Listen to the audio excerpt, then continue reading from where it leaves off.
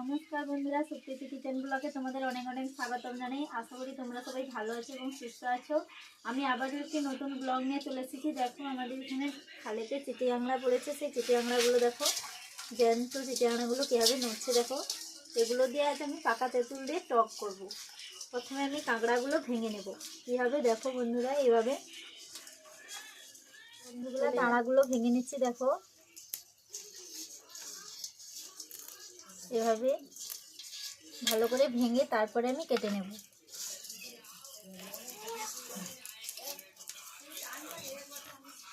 সবগুলো কাঁকড়া এইভাবে আমি ছাড়িয়ে নেব। বন্ধুরা দেখো, চিটি আংলার মধ্যে দুটো সোনা আংলা ছিল, ওকেও ভেঙে নিচ্ছি।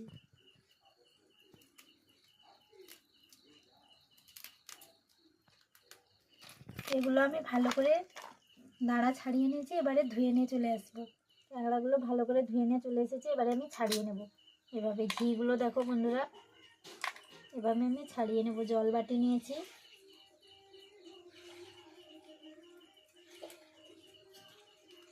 ফেলে দেব। দেখো কত সুন্দর করে ছাড়িয়ে নিয়েছি। এভাবে সবগুলো ছাড়িয়ে নেব। বন্ধুরা আমি কাঁকড়াগুলো ভালো করে ছাড়িয়ে ধুয়ে নিয়েছি, ওর ঘিগুলোও ধুয়ে ছাড়িয়ে নিয়েছি। দেখো এগুলো দেখো কত লাল টকটকে। এবারে আমি রান্নাটা করে নেব। দেখো বন্ধুরা, এদিকে আমি পাকা তেঁতুল ভিজিয়ে রেখেছি, গাছের পাকা তেঁতুল।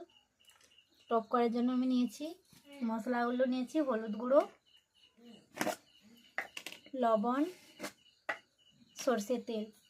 কড়াই বসিয়ে দিয়েছি, কাঁকড়াগুলো ধুয়ে রেখেছি, ওর মধ্যে আমি লবণ দিয়ে দিচ্ছি, স্বাদ মতো লবণ, হলুদ গুঁড়ো, ভালো করে মাখিয়ে নেব।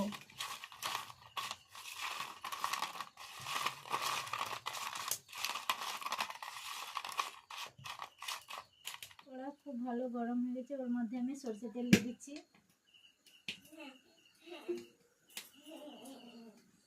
ওর মধ্যে কাঁকড়াগুলো হলুদ লবণ মাখিয়ে রেখেছিলাম দিয়ে দেবো।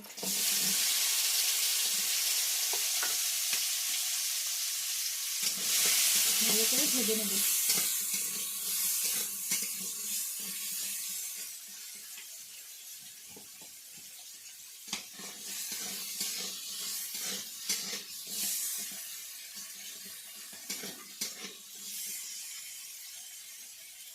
তেঁতুলগুলো ভিজিয়ে রেখেছিলাম, একটু দলে নেব ভালো করে। আর এদিকে কাঁকড়াগুলো ভাজা হয়ে গেছে, বেশি ভাজবো না, অল্প করে ভেজেছি। ওর মধ্যে উপর দিয়ে সর্ষের তেল দিয়ে দেবো।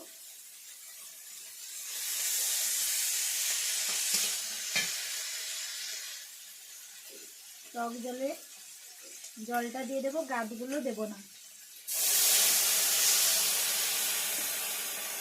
আর একটু দলে নিচ্ছি।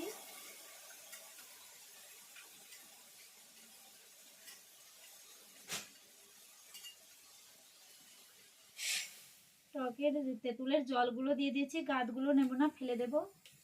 উপর দিয়ে আর একটু জল দিয়ে দেব।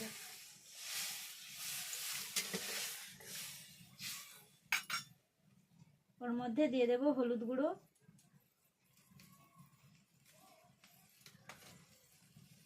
স্বাদ মতো লবণ,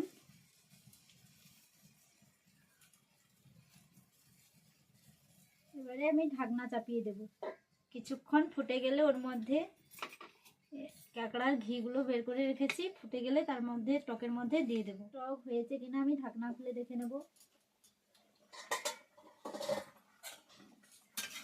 দেখো বন্ধুরা, আমি কতটা জল দিয়েছিলাম টকে, টক ফুটে ফুটে কত জল মরে এসেছে। এর মধ্যে এবারে ঘিগুলো রেখেছিলাম দিয়ে দেব।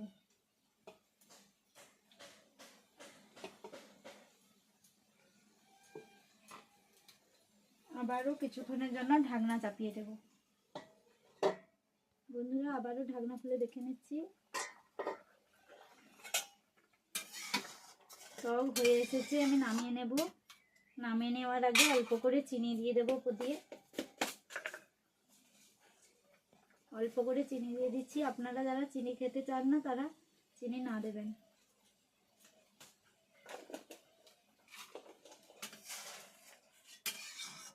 দেখো বন্ধুরা, টক কত গাঢ় করেছি। এইভাবে আপনারাও বানিয়ে খাবেন। টক আমি ঢেলে নিচ্ছি।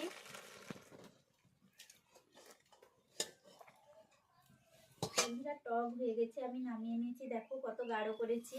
তেঁতুলের টক কাঁকড়া দিয়ে বানালে এইভাবে গাঢ় বানালে ভালো লাগে।